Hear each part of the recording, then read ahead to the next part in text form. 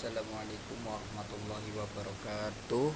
Perkenalkan, nama saya Fahri Amrullah Ali dari kelas 4D dengan NIM 240901114. Di sini saya akan mempresentasikan tugas UTS untuk matkul SPK. Nah, untuk soal yang pertama yaitu apa sih yang diketahui dari SPK? Nah, SPK adalah sistem yang dibuat untuk mengambil keputusan berdasarkan data, perhitungan, dan metode tertentu. Nah, langsung saja yang kedua itu untuk tabel dan pohon keputusan penilaian kinerja karyawan. Nah, untuk kategori di sini saya ada 4 kategori. Ada sangat baik, baik, cukup baik, dan buruk. Nah, untuk kriterianya itu ada 4 juga. Yang pertama C1 itu untuk kehadiran, C2 untuk kinerja, C3 untuk attitude, dan C4 untuk kerjasama. Nah, untuk tabel keputusannya itu seperti ini. Nah, langsung saja yang nomor 3 itu SPK untuk pemilihan asuransi terbaik. Nah, yang pertama ada metode SAW. Jadi untuk SAW itu alternatif yang pertama, alternatifnya saya ambil ada 4, dan untuk kriteria juga ada 4. Yang pertama untuk C1 itu adalah biaya premi, yaitu biaya yang harus dibayar nasabah ke perusahaan asuransi secara rutin.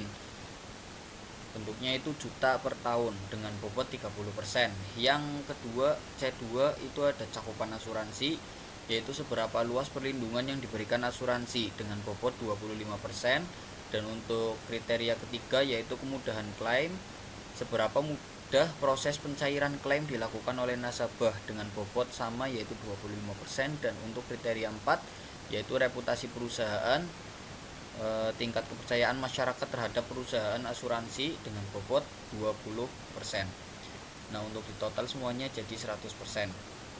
Nah, untuk metode SAW di sini itu ditentukan dulu apakah cost atau benefit. Nah, untuk biaya premi itu semakin sedikit semakin baik ya.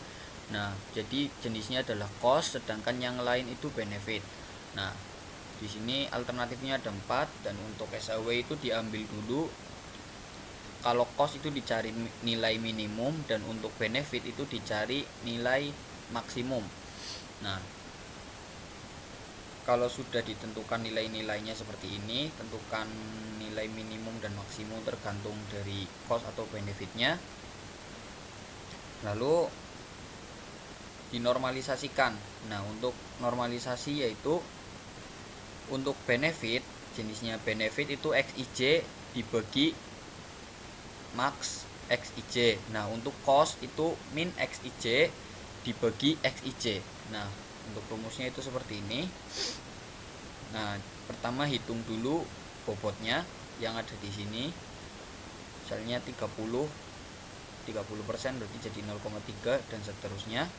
Nah, yang di total itu nanti jadinya 1. Nah, untuk yang pertama seperti contoh alternatif 1 di sini,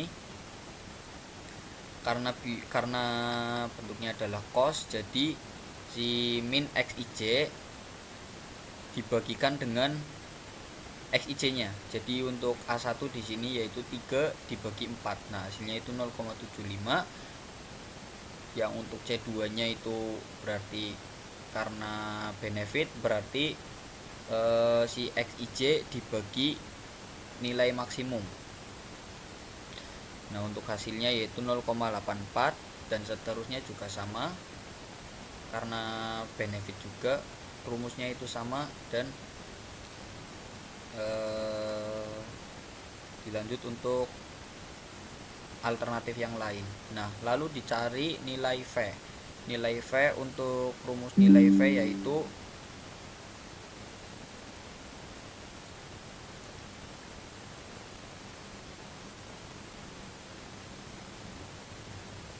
untuk alternatif 1, misalnya di sini contohnya alternatif 1 yaitu rumusnya adalah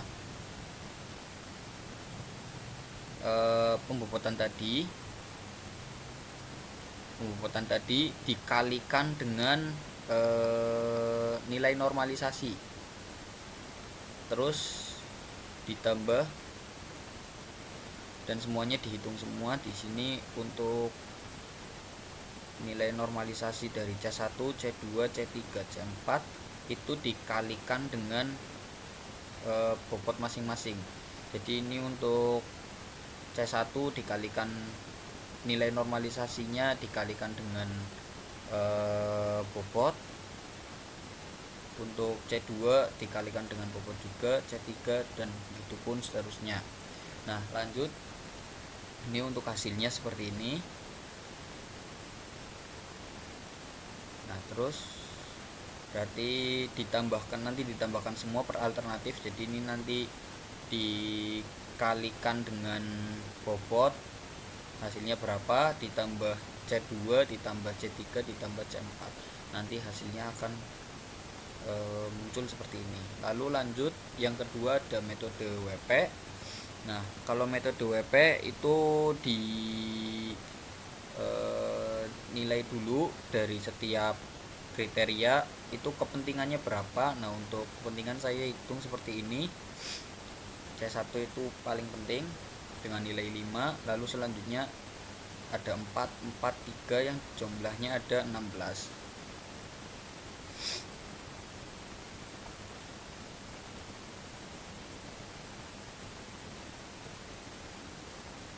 Nah untuk bobot kepentingannya yaitu dari bobot kepentingan dari kepentingan tadi dibagi dengan total. Nah untuk hasilnya seperti ini, lalu dicarikan nilainya.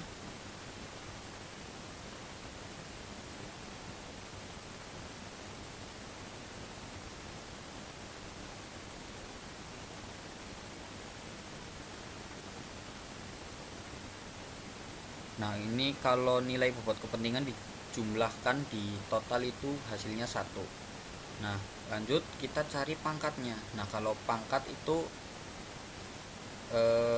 kalau misalnya cost itu dikali min 1, dan kalau benefit dikali 1. Nah lalu lanjut untuk mencari nilai S. Nilai S yaitu perpangkatan. Nah nilai dari C1 di A1 itu dipangkatkan dengan pangkat, lalu dikali dengan ini C2 dikali dengan pangkat juga, C3 dikali dengan pangkat, dipangkatkan dengan ini, terus C4 dipangkatkan, lalu di semuanya itu A1 dari C1 sampai C4 itu dikalikan semua hasilnya, nanti muncullah nilai S. Nah lalu hitung juga total nilai S dengan cara dihitung semua pakainya sum, lalu mencari nilai V. Untuk nilai V yaitu misal dari S1 di sini itu nanti dibagi nilai total S. Nah nanti muncul nilai V nya seperti ini. Nah, itu untuk nomor 3. Dan nomor 4 yaitu tahapan metode TOPSIS. Nah untuk tahapan-tahapan metode TOPSIS yaitu yang pertama menentukan kriteria dan alternatif, yaitu menentukan kriteria penilaian, jenis kriteria, cost atau benefit, serta alternatif asuransi yang akan dibandingkan. Lalu membuat matriks keputusan, yaitu menyusun nilai setiap alternatif berdasarkan seluruh kriteria yang digunakan. Yang ketiga ada normalisasi matriks, mengubah nilai menjadi skala yang sebanding agar dapat dibandingkan secara adil. Lalu yang selanjutnya adalah membuat matriks normalisasi terbobot, yaitu mengalihkan hasil normalisasi dengan bobot masing-masing kriteria. Lalu yang nomor 5 itu menentukan solusi ideal, positif, dan negatif, yaitu menentukan nilai terbaik, ideal positif, dan nilai terburuk atau ideal negatif dari setiap kriteria. Lalu yang keenam itu menghitung jarak setiap alternatif. Jadi menghitung jarak alternatif terhadap solusi ideal, positif, dan negatif. Lalu yang ketujuh itu menghitung nilai preferensi, menentukan nilai akhir setiap alternatif berdasarkan hasil perhitungan jarak. Dan yang kedelapan itu menentukan ranking, mengurutkan alternatif dari nilai tertinggi hingga terendah untuk menentukan pilihan asuransi terbaik. Sekian dari saya.